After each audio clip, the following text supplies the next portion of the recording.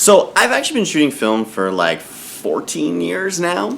Now the first 10 years of that I had never actually completed one roll of film.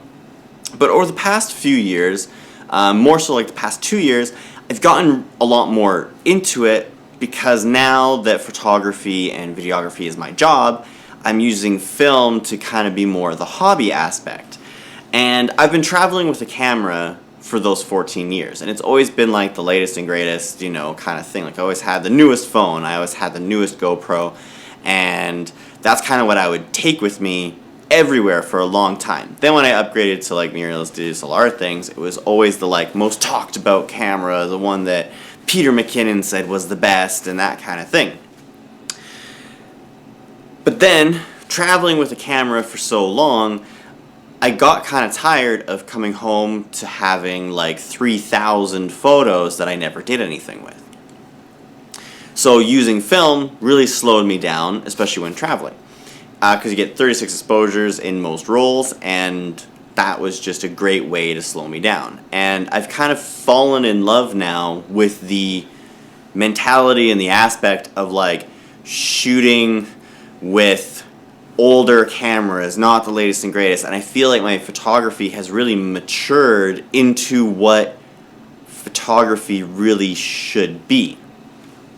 I see too many people, especially like the YouTube communities, talking about the latest and greatest and saying that like this is the camera to get, this is the camera to beat all cameras.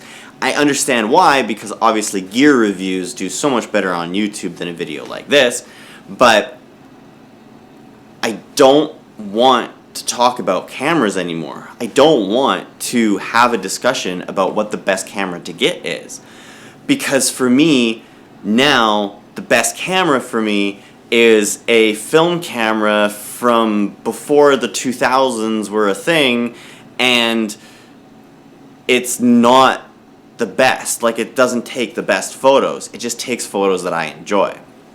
So the film cameras that I have as just like a really good starting point, which is really cheap. Like, I don't use expensive film cameras like a lot of people do. This was my first one. It was actually a hand-me-down for when my dad passed away. This is a Ricoh, what is it? A Ricoh KR10X.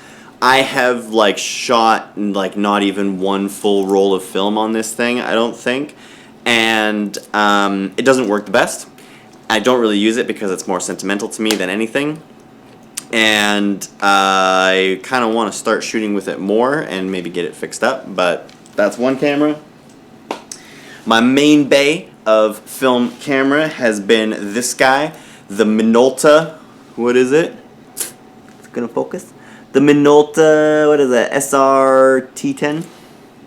SRT101. The Minolta SRT101. And great 35mm camera. I've taken this to a bunch of places, Disneyland, road trips, and such. And yeah, this is the thing that I throw around my neck and carry it around. Honestly, it's chunky, it's heavy, it's horrible to carry. It doesn't fit in backpacks and things really easily. It's kind of a pain in the butt, but I really like the images that I get out of this. Unique, fun, good, great 35mm cam. Now this guy, this is the fun one. This is the one that I like. My friends and I have way more fun with than any other camera that we've owned, and that's this. This is a Kodak or Fujifilm. No, it's a Kodak Ultra F9. It is a, what I call a reusable, disposable point and shoot camera. So point and shoot film, really popular. I mean, that's a great way to do it if you're just going on a trip or something. Grab a disposable film camera, snap your photos, get that developed, you're awesome, you're off to the races. But if you don't want to be as wasteful and just be like adding to the climate's waste and such, grab one of these guys. They're cheap, like $50 to $100, load in a 35mm film. It has a flash, so it takes one little AAA battery, and you can get that film camera, disposable camera look with this. 3 of my friends have these now, and this is like what we carry around on the day-to-day to just snap fun, cool little photos and like hang out party photos with this. So those are my film cameras. That's what I use now. for when I travel or if I'm just like hanging out and doing something.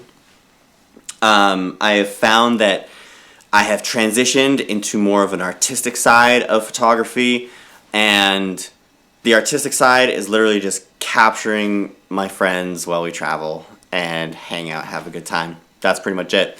And I love it. It's great. It takes my photo count way down. When I get the exposures back and things actually turned out well, I'm like, oh my god, this is the best photo I've ever taken. Now, as a professional, would I use a film camera as a professional? Obviously, 100%. I don't agree with needing to use the latest and greatest camera to capture something. I have another photographer that I speak with often, and he's been doing photography for years and years and years, and he hates the fact that, or doesn't hate it, he's blown away by the fact that I'm using film, because he's just so immersed with digital, because he came from film and he loves digital photography. He's like, you can just do everything with digital photography. If you want to get a film look, just edit your photos to be a film look. And I told him that that's not why I'm shooting film. Because yes, as a professional, sure, I could use my film camera, or I could use my professional setup and capture, you know, a client's photos really well, and it's all good. But like, you can tell if it's a proper camera that just is edited to look like a film camera. They never quite have the same look or feel to them. And I think that using the right tool for the job is the way that I would go.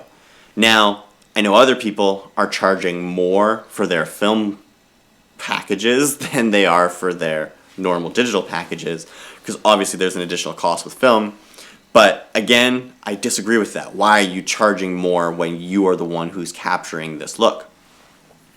I'm a little rambly right now, but the whole basis and point is that if you want to capture an interesting photo, if you want to get a specific look from a photo, and you want that specific look to be film, use a film camera.